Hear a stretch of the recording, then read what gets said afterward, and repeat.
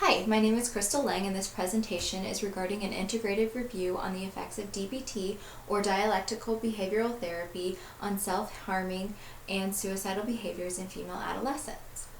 Suicide and suicide behaviors is a major problem in the U.S. In 2013, suicide and suicide attempts in the U.S. cost $58.4 billion. This is specifically a problem in female adolescents.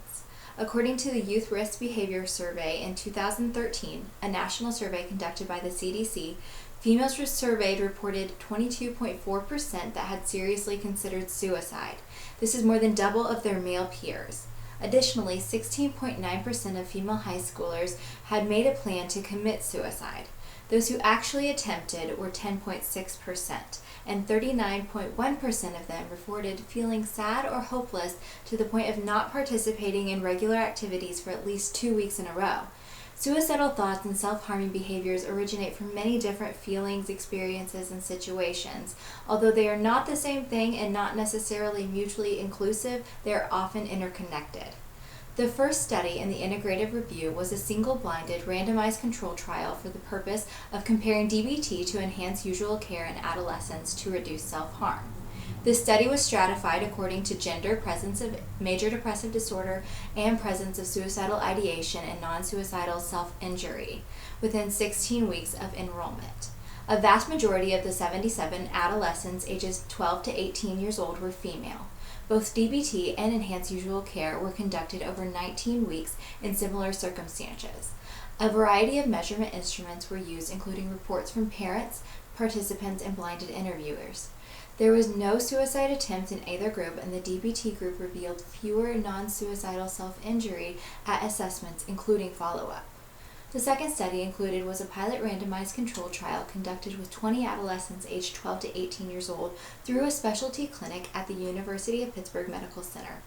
The study assigned participants at a 2-to-1 ratio to either a DBT group or treatment as usual group. Evaluations were done quarterly by parents, participants, and blinded reviewers.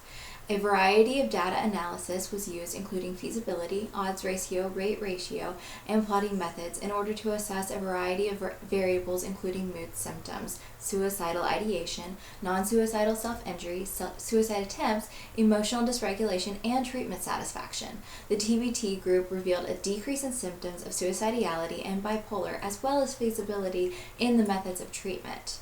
The third study also compared DBT to treatment as usual, but this time was for college students ages 18 to 25, and a college counseling center in Western U.S. medium-sized college.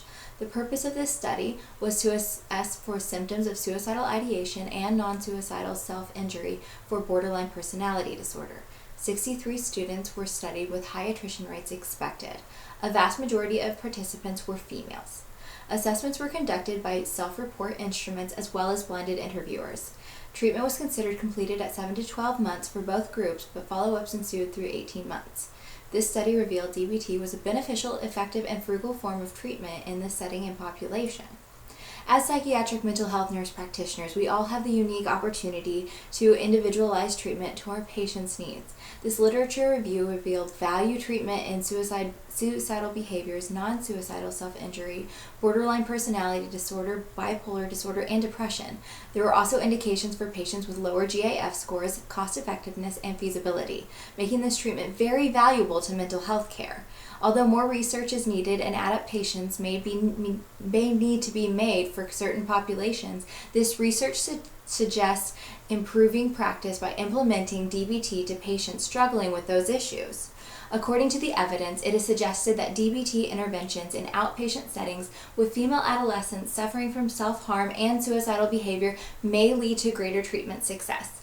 Interventions that could be implemented as indicated by this evidence may be identifying populations where DBT may be beneficial, then establishing DBT in outpatient settings with these populations.